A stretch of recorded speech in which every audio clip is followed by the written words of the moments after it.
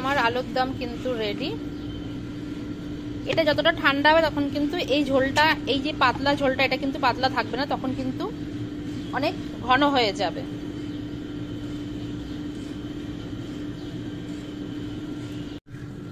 চলো আলুগুলোকে ভালো করে একটু সেদ্ধ করে নিই, যাতে খোসাগুলো ছাড়াতে পারি তাড়াতাড়ি। তো আমি জলটা আগে ভালো করে গরম করে নিয়েছি, নিয়ে কিন্তু আমি আলুগুলোকে দিচ্ছি।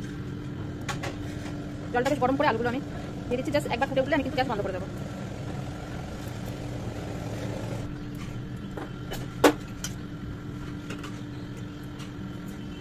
এটা তাড়াতাড়ি হওয়ার জন্য ঢেকে দিলে সুবিধা হবে, বাট আমি একটু ঢাকবো না, এরকমভাবেই ফুটিয়ে নেবো একটুখানি। জল হালকা ফুটতে আরম্ভ করে দিয়েছে, বোঝা যাচ্ছে কি আমি ঠিক বুঝতে পারছি না, হয়তো বা বোঝা যাচ্ছে। এবার ভালো মতো বোঝা যাচ্ছে আলুগুলো কিন্তু ফুটে গেছে। এবার গ্যাস বন্ধ করে দিয়ে এটাকে ঠান্ডা জল দিয়ে আমি এবার খোসাগুলোকে ছাড়াবো।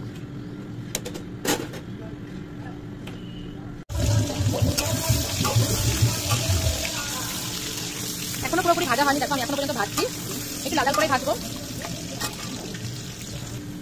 দেখো মোটামুটি আমার আলুগুলো কিন্তু ভাজা হয়ে গেছে, এগুলোকে আমি কিন্তু এবার তুলে নেবো।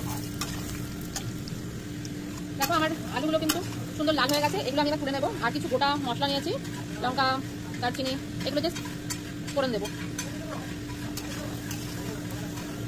থ্যাংক ইউ লাইভ জয়েন করার জন্য। আলুগুলোকে আমি তুলে নিচ্ছি।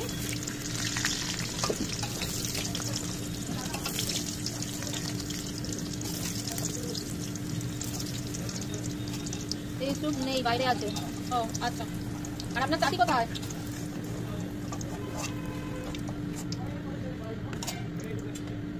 তেল আমি আর কিন্তু দিচ্ছি না, এতে অনেকটাই তেল আছে। এই তেলের মধ্যে আমি দিয়ে দিচ্ছি ফোড়ন। শুকনো লঙ্কা দিয়েছি, এক টুকরো দারচিনি দিচ্ছি, একটা এলাচ দিচ্ছি, দুটো লবঙ্গ দিচ্ছি, আর একটু জিরে।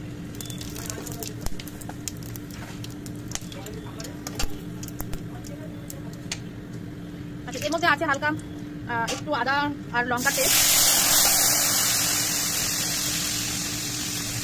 মশলাটা যাতে না পুড়ে যায় সে কারণে একটুখানি জল দিয়ে দিচ্ছি আমি।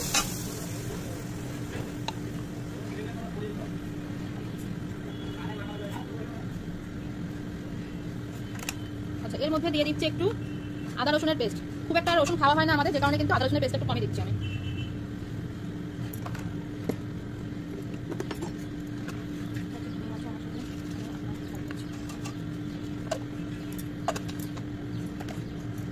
আচ্ছা, এর মধ্যে এবার দিয়ে দেবো শুকনো মশলাগুলো। দিয়ে দিচ্ছি হলুদ,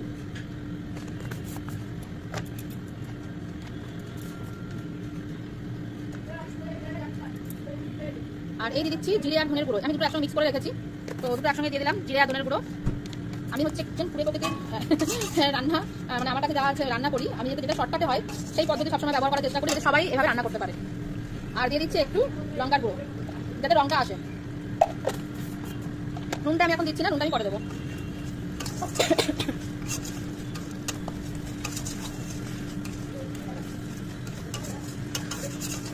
এর মধ্যে টমেটো দিলে খুব ভালো হতো, বাট এই মুহূর্তে আমার কাছে টমেটো নেই বলে আমি টমেটোটাকে আর দিচ্ছি না।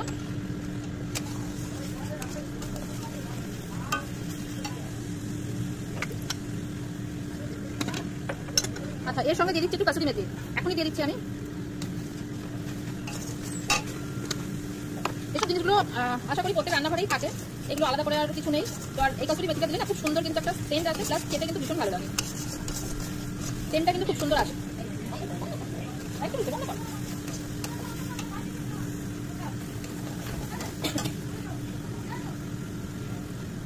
এটা দিয়ে তো আসেই না, এটা তো নেই, তো এটা লাইভ ভিডিও করছি। এটাতে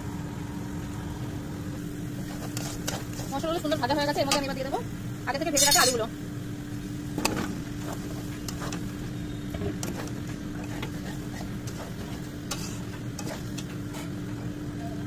আবার গরম করে না।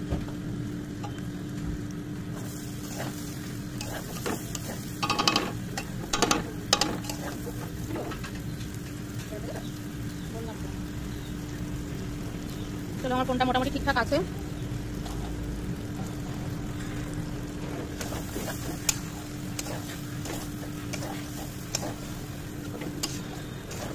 যেহেতু মশলাও আমার আগে থেকে ভাজা, আলুও ভাজা, তো আর বেশিক্ষণ নাড়ানোর দরকার নেই, হয়ে গেছে। আমি এর মধ্যে দিয়ে দেবো এবারে জল।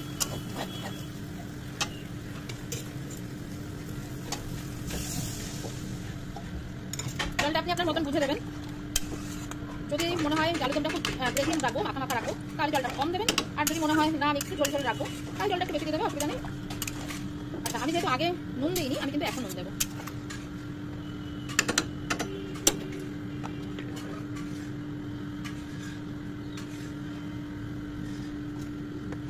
চলো এবার ঢেকে আমি রান্না করবো এটাকে।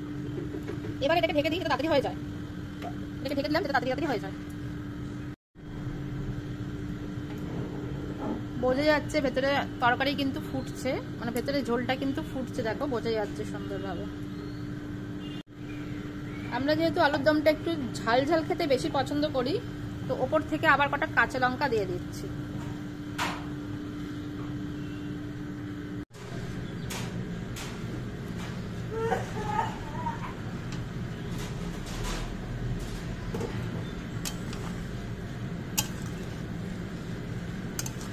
হ্যাঁ, এখানে ঝোল দেখতে পাচ্ছ। যেহেতু শীতকাল প্লাস তোমার হচ্ছে এটা আলু, ঠান্ডা হলে কিন্তু এটা একটু বসে যাবেই। আর সঙ্গে আমি কটা আলু ঢেলে দেবো যাতে একটু ঘন ঘন লাগে। দেখো আলুগুলো কিন্তু সুন্দর গলে গেছে, বুঝতেই পারছো আলুগুলো কিন্তু সুন্দর গলে গেছে। তো এটা তোমরা যদি মনে করো যে এটা প্রেসার কুকারে করবে, হ্যাঁ তোমার সময় বেঁচে যাবে, তাড়াতাড়ি হয়ে যাবে, বাট ঝোলটা সেই পাতলা পাতলাই থেকে যায়। তো সেক্ষেত্রে আমার প্রেসার কুকারের থেকে আমার কিন্তু কড়াতে রান্না করতে এটা বেশি ভালো লাগে। তো তোমরা চাইলে এটা প্রেসার কুকারে দিতেই পারো, অসুবিধা নেই, তাড়াতাড়ি হয়ে যাবে। আর হ্যাঁ, আমি হয়তো তো সুন্দরভাবে কথা বলতে পারি না, তো যাই হোক। আর এভাবেই আমি কিন্তু রান্না করি, আমি কিন্তু কারো দেখে কিছু করছি না, বা কোনো ধাবা স্টাইল, রেস্টুরেন্ট স্টাইল এসব কিন্তু আমি কিছু করি না। আমি আমার মতন করে রান্না করতে পছন্দ করি। আমি আমার মতন করে রান্না করতে পছন্দ করি। তো যাদের এই রান্নাটা ভালো লাগবে অবশ্যই লাইক কমেন্ট করে যেও একটা। শেয়ার বলবো না, সেটা হচ্ছে তোমার একদম নিজস্ব ব্যাপার, তুমি শেয়ার করবে কি করবে না, বাট ভালো লাগলে লাইক কমেন্ট অবশ্যই একটা কিন্তু করে যেও। আর বেশি কিছু বলবো না, আমার কিন্তু এটা হয়ে গেছে। আর যেহেতু আমি এতে গোটা গরম মশলা দিয়েছিলাম, তো আলাদা করে গরম মশলা কিন্তু আমি এর মধ্যে অ্যাড করছি না।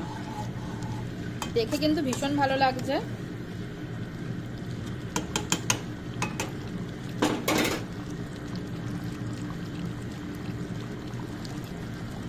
দেখতে কিন্তু ভীষণ ভালো লাগছে, কালারটাও দেখো কত সুন্দর হয়েছে। কাঁচা লঙ্কা দেওয়ার পরেও কিন্তু এর কালারটা খুব সুন্দর হয়েছে। চলো এবার এটাকে তুলে নিই।